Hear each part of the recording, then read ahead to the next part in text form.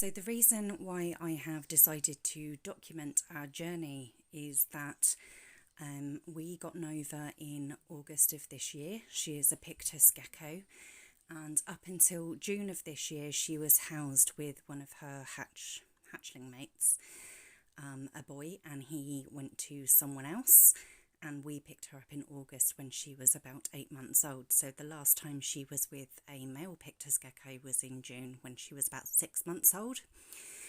And today we went and visited the store where we got her to get some advice, because we were quite confused as to how we have fertile eggs, being that she hasn't been with a boy for the last 4 months. Well, the eggs, I suppose the eggs would be about a month now, around 30 days, but she hasn't been near a boy since 3 months before that. Upon further investigation, it would seem that Pictus geckos will store sperm for up to 6 months after they've last mated. So here we are. This will be the setup for the hatchlings. It's just one of the Exoterra faunariums. It doesn't need to be large, and we don't need to have a full setup for them because they'll only be in it temporarily, so maybe 3 or 4 months. We have 3 eggs, and we would expect a 50-50 clutch out of that eventually, hopefully, as long as everything goes okay. So we just had to make sure that these vents here were small enough, so these actually only go up halfway up from where you can see them. They then stop here, so they're very small, very unlikely that anything will get out of them.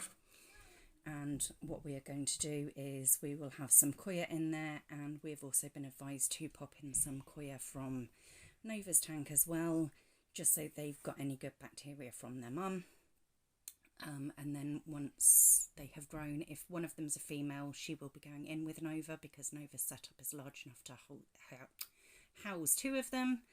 And any males we will not be keeping, and we have potential homes set up for those already, friends of ours who have already got lots of reptiles and various different things.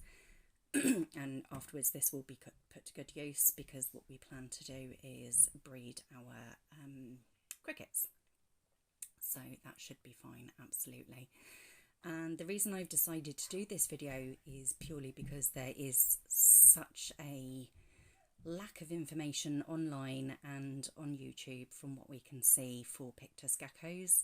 We've been searching everywhere, and there's very little information about the actual hatching, what to do afterwards if you are not a breeder and you've just happened upon some fertile eggs like we have. So yeah, hopefully you may follow our journey, and we'll see what happens. Thank you very much.